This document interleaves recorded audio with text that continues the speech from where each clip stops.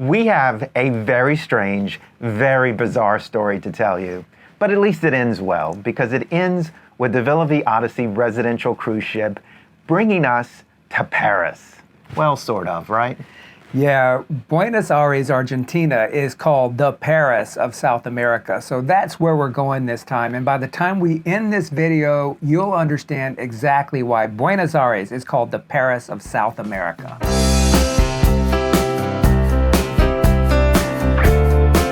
While the Villa Vie Odyssey brought us to Buenos Aires as part of its South America cruise itinerary, we had actually already been to Buenos Aires just a year prior.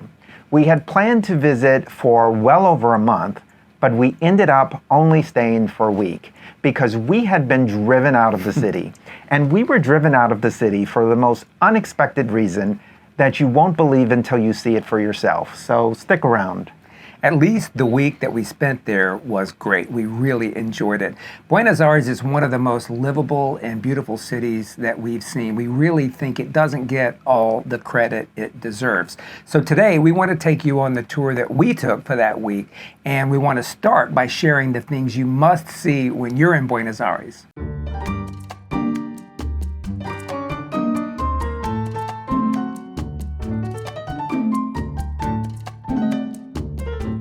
We're here in Buenos Aires, and while we're here, we're really wanting to get a sense of the different neighborhoods or barrios.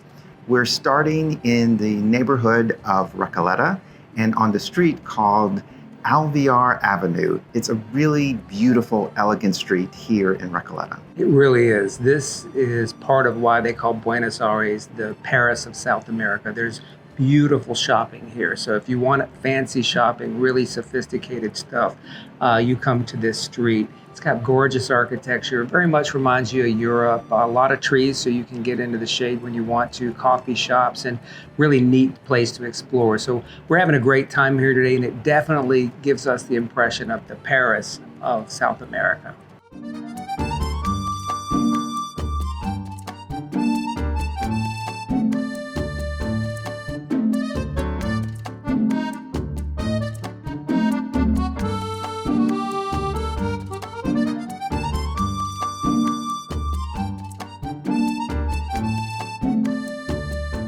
Without a doubt, what has to be the greatest symbol of Buenos Aires is the obelisk that's behind us. It's like what the Eiffel Tower is to Paris and the Statue of Liberty is to New York City. It was built in 1936, and believe it or not, like 3 years later, the city council actually voted to demolish it because they didn't think it was appropriate. That didn't stay, so it's still here, and it's kind of the #1 thing to do in Buenos Aires.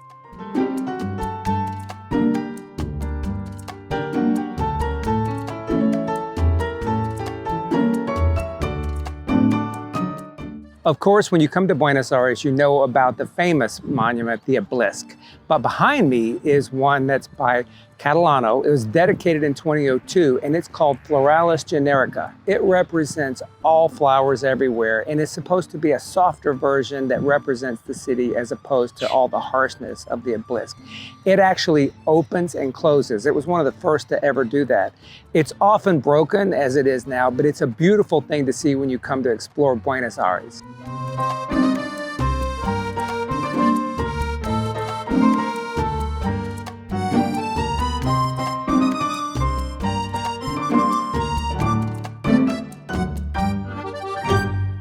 To really appreciate why Buenos Aires is called the Paris of South America, you can't just wander around aimlessly. And it's not just about the tango and the steak, which certainly are great perks, of course. It's the city itself, because the city itself is a visual feast.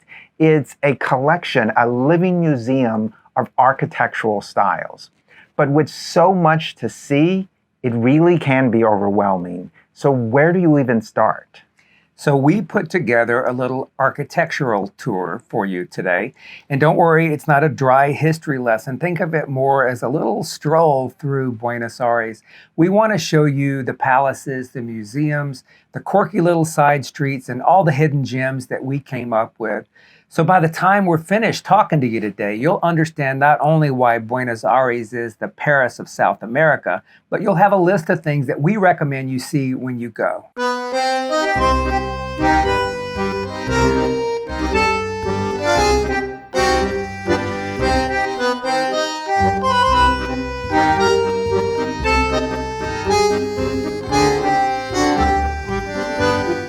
We're here at Casa Rosada behind me, the presidential executive offices in Buenos Aires. And there's a lot of history here. And of course, it's this beautiful pink color.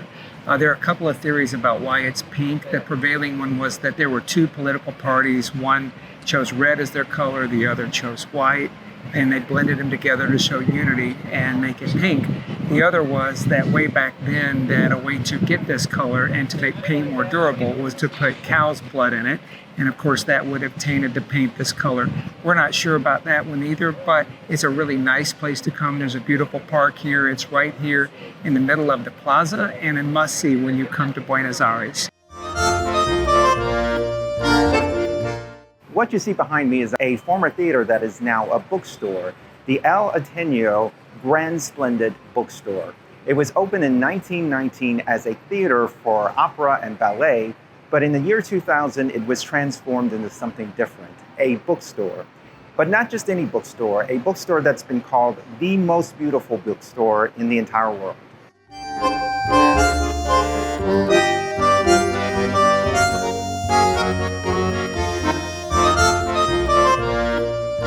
Chris and I are loving this bookstore. We got inside and we're exploring around and it's absolutely gorgeous.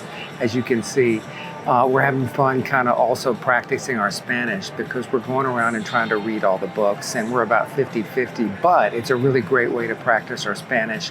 It's a really neat thing to do when you get to Buenos Aires.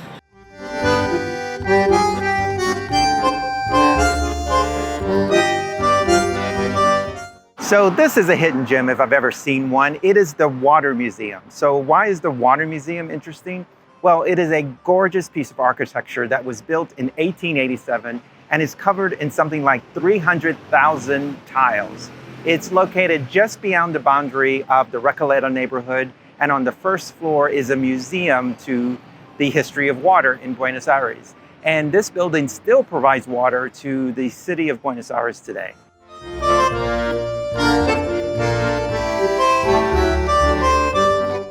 We're inside the Buenos Aires Cathedral today and enjoying our visit. It's a beautiful building right here in Buenos Aires, but it's historically significant as well. San Martin is buried here, a national hero that helped free Argentina from Spain, and also it's the former seat of Pope Francis.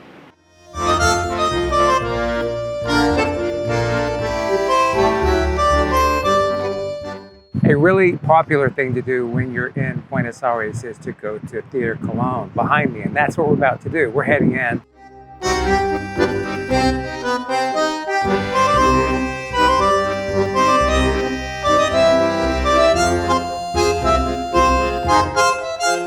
I got to tell you, we had a wonderful time. We had a guided tour in English, and she was wonderful. And she really gave us a lot of stories about this great place. It's one of the 5 best opera houses in the world because of the acoustics. The others are in Vienna, New York, Paris, and others. And it reminded us of Paris a lot. So this tour really brought us back to Paris, if you remember that video. It's got so many neat features. There's a room that's inspired by Versailles that has 24-karat gold columns, huge spaces, lots of marble, and really neat features like underneath all the seats there are vents that are not for air conditioning but for sound. It kind of replicates the interior of a guitar and helps the sound. So it's a wonderful visit. We really enjoyed ourselves, and when you're finished you can come in here and have a coffee and a pastry and talk about your visit and do your video. For our after-tour breakfast, we got 2 café con leches. It's not café au lait. We keep saying that here, but that's Paris. This is Argentina and it's café con leche. And then also we have a blueberry muffin and a pan de chocolat. So enjoy.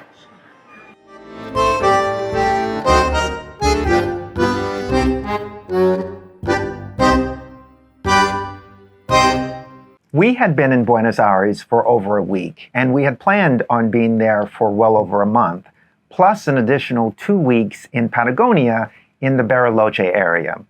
We were having an incredible time in Buenos Aires, but then the invasion began. And by the invasion, we mean mosquitoes. We are not talking about a few pesky little bugs bothering you. We are talking about mosquito invasion of biblical proportions. Apparently, they had had a drought for a few years, and while we were there, they had had a lot of rain, and all of these mosquitoes that were dormant all came up at once. And I am telling you, it was crazy. Not only were there all of these mosquitoes, but the dengue fever, which is associated with mosquitoes, was also spiking. So we're talking about, we would go outside for a minute and be covered in mosquitoes. Take a look at this.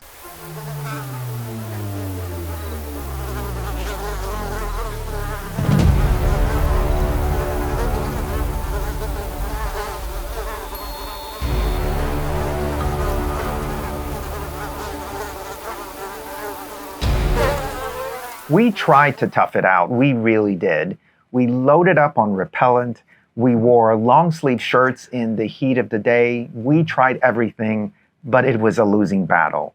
We really couldn't continue exploring the city in the middle of a mosquito swarm and also risk dengue, right? So we made the tough call and we decided to cut the trip short.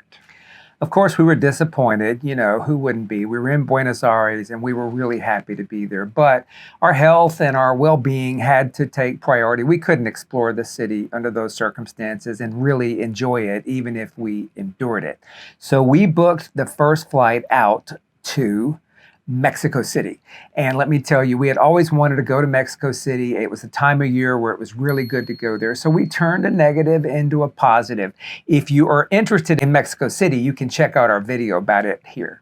When we first saw the Villa Vie Odyssey's cruise itinerary for South America, one port jumped out at us. Buenos Aires, of course. We knew we had to go back because we had unfinished business there.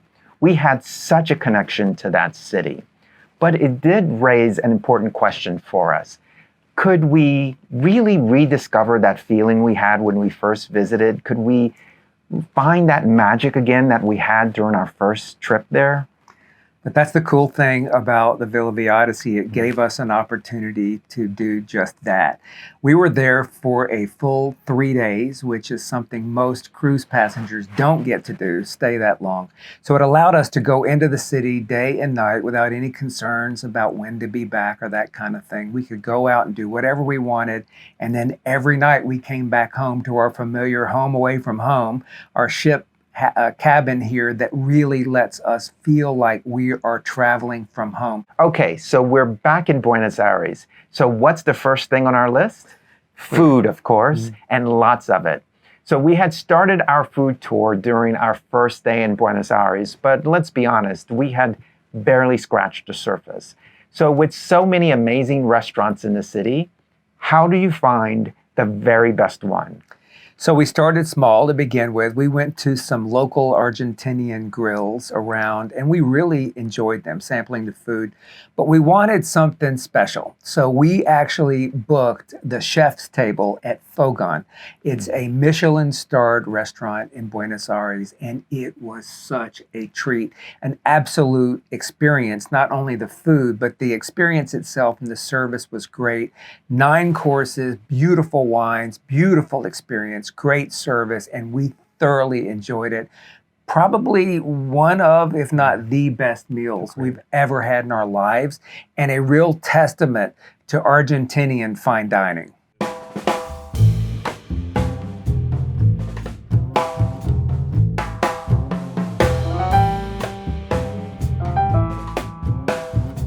So we're in Buenos Aires and we've just gotten our food and we're super excited because we've got some amazing Argentinian sirloin here with chimichurri and other sauce. We've got this au gratin potato, grilled vegetables, and some kind of corn gratin that we're really excited about, along with a beautiful Malbec, a lot of hummus and bread, and we're about to nosh. Here we're having some great dishes. This is called risotto Milanese. It's a risotto with assabuco. And Michael is having the salmon salad, but without the salmon. Instead, he's putting chicken in it. That's because I like chicken.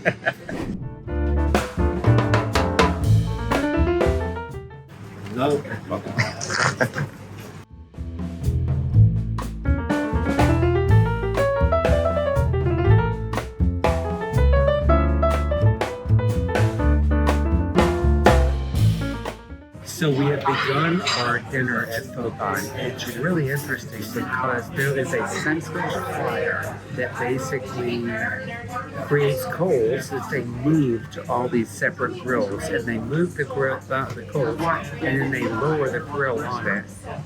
We've also had this incredible wine pairing. The one I'm drinking now is a Sauvignon Blanc that only produced 2,500 bottles. Of course, they're going to take us through several wines tonight. This is a really intimate experience. It's very, very cool, and we're really loving the food so far.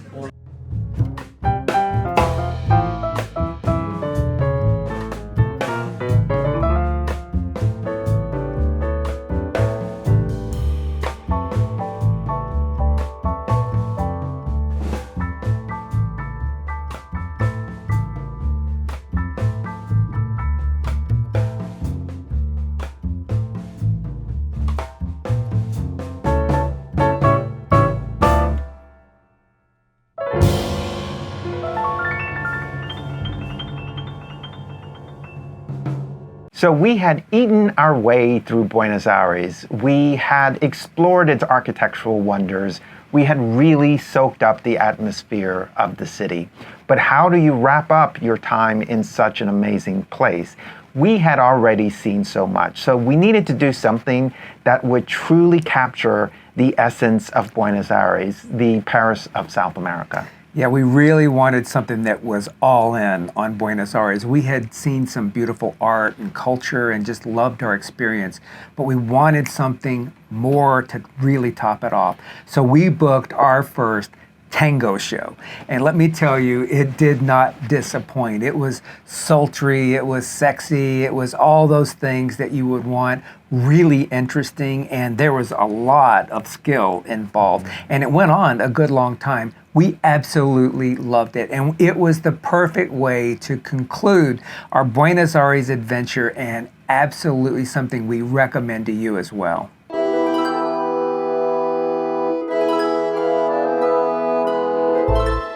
One of the things that contributes to Buenos Aires' reputation as the Paris of South America is its dedication to the art and to artists. And there are some fantastic museums here to celebrate them.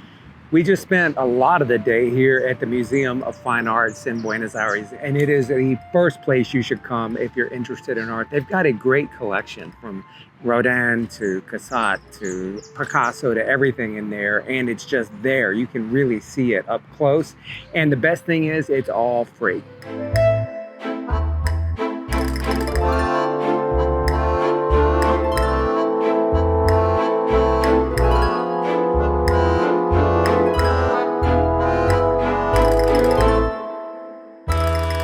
Hello, we're at a Tango show, and we've got great seats. We're right in the front, so we ought to see all the action tonight.